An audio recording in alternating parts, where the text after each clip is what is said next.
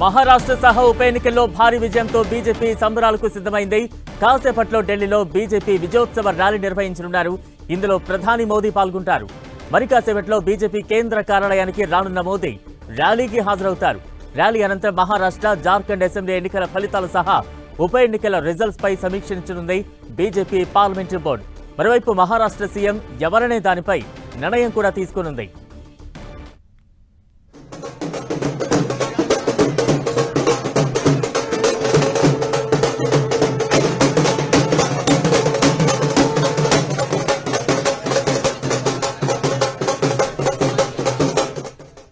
మరి కాసేపట్లో ఢిల్లీలో బీజేపీ కేంద్ర కార్యాలయం నుంచి బీజేపీ నేతలు విజయోత్సవ ర్యాలీ నిర్వహించనున్నారు.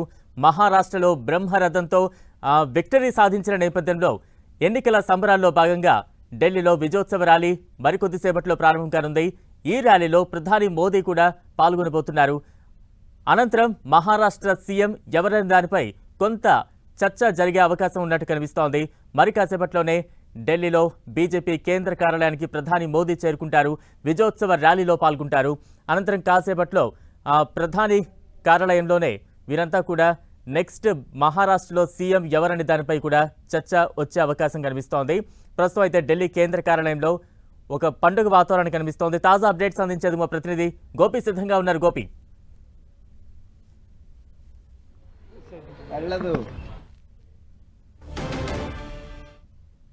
మరి కాసేపట్లో బీజేపీ విజయోత్సవ ర్యాలీ ప్రారంభం కాబోతోంది. ప్రధాని మోడీ, అలాగే అమిత్ షా, జేపీ నడ్డా సహా బీజేపీకి సంబంధించిన సీనియర్ నేతలంతా కూడా ఈ కార్యక్రమంలో పాల్గొనబోతున్నారు. మహారాష్ట్రలో మహాయుతి ప్రభుత్వం అఖండ విజయాన్ని అందుకుంది.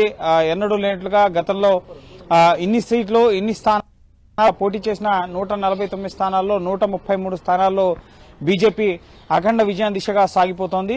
ఇటు మహాయుతి కూటమి 230కి పైగా స్థానాల్లో ముందంజలో కొనసాగుతోంది. ఇటు మహావికాస్ అఘాడీ 54 స్థానాలకి పరిమితమైన పరిస్థితి, డబుల్ డిజిట్కే పరిమితమైపోయిన పరిస్థితి. ముఖ్యంగా ఇటు శివసేన ఉద్దవ్ ఠాక్రే వర్గం కానీ, ఎన్సీపీ శరద్ పవార్ వర్గం కానీ, కాంగ్రెస్ కానీ 25 సీట్లను క్రాస్ చేయలేకపోయిన పరిస్థితి, 20 సీట్లను కూడా క్రాస్ చేయలేకపోయిన పరిస్థితి కాంగ్రెస్ పార్టీ కానీ, ఎన్సీపీ కానీ. సో ఈ నేపథ్యంలో ప్రధాని మోడీ కాసేపటి క్రితమే ఈ మహారాష్ట్ర ఎన్నికల ఫలితాలపైన ఇటు ఎక్స్ వేదికగా స్పందించడం జరిగింది. అభివృద్ధి గెలిచింది, సుపరిపాలన గెలిచింది, ఎన్డీఏ కార్యకర్తలందరినీ కూడా అభినందిస్తున్నాను. ప్రభుత్వ సుపరిపాలనను ప్రజల్లోకి తీసుకెళ్లడంలో కార్యకర్తలు గొప్పగా పనిచేశారు అని చెప్పి ప్రధాని మోడీ స్పందించడం జరిగింది. అలాగే మహారాష్ట్ర ప్రజల ఆకాంక్షలను, కలను నెరవేర్చేందుకు వాటికి అనుగుణంగా మేము పనిచేస్తాం. మహాయుతి ప్రభుత్వం చేసిన పనితీరుకు నిదర్శనం ఈ ఫలితాలు అని చెప్పి ప్రధాని మోడీ స్పందించడం జరిగింది. అలాగే ఇటు జార్ఖండ్ ప్రజలిచ్చిన తీర్పుని కూడా స్వాగతిస్తూ ఇటు జేఎంఎం, అలాగే ఇండియా కూటమికి సంబంధించిన పార్టీలను అక్కడ విజయం సాధించినందుకు గాను అభినందనలు తెలపడం జరిగింది. సాయంత్రం 7 గంటలకి కేంద్ర కార్యాలయానికి ప్రధాని మోడీ సహా కీలక నేతలంతా కూడా చేరుకుంటారు. అక్కడ బీజేపీ కార్యకర్తలు ప్రధాని మోడీకి ఘన స్వాగతం పలకడం జరుగుతుంది. Right, thank you Gopi.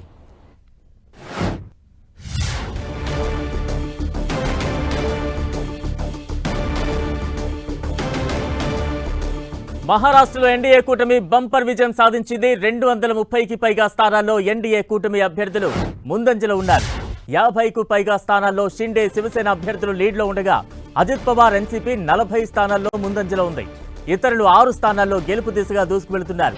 మరోవైపు ఇండియా కూటమి కేవలం 51 స్థానాలకే పరిమితమయ్యేలా కనిపిస్తోంది.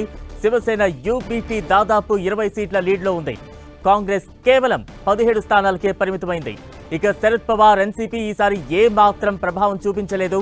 కేవలం 10 సీట్లలో లీడ్లో ఉంది.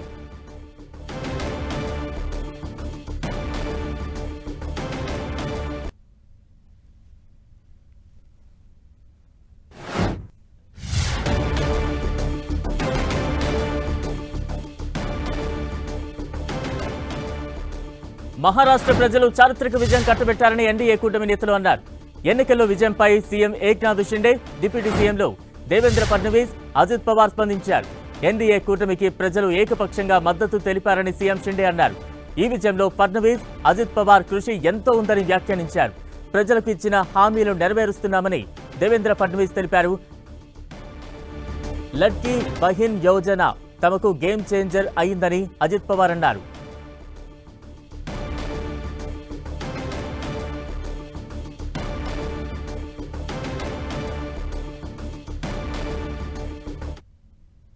आमचे शिवसेना म्हणून बाळासाहेबांचे विचार आहे, दिघे साहेबांची शिकवण, मोदीजींची जे काही जो त्यांचा सपोर्ट आहे, केंद्राचा सपोर्ट आहे, या सगळ्या गोष्टी ज्या आहेत या निवडणुकीमध्ये कामी आले. शेवटी लोकांना काय पाहिजे? लोकांना शिव्याशाप नको आहे, लोकांना आरोप प्रत्यारोप नको आहे, लोकांना सुडाचं राजकारण नको आहे.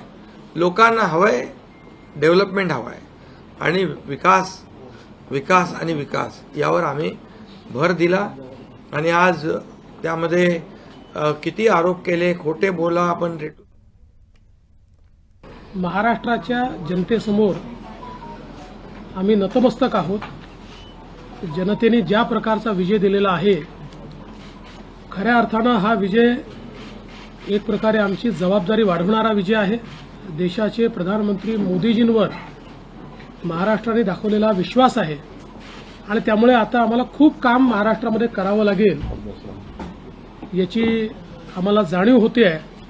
म्हणून पुन्हा एकदा महाराष्ट्रातल्या सगळ्या मतदारांच्या चरणी आम्ही नतमस्तक होतो आणि त्यांना आश्वस्त करतो की त्यांनी जो विश्वास दाखवला आहे त्या विश्वासाला आम्ही तडा जाऊ देणार नाही.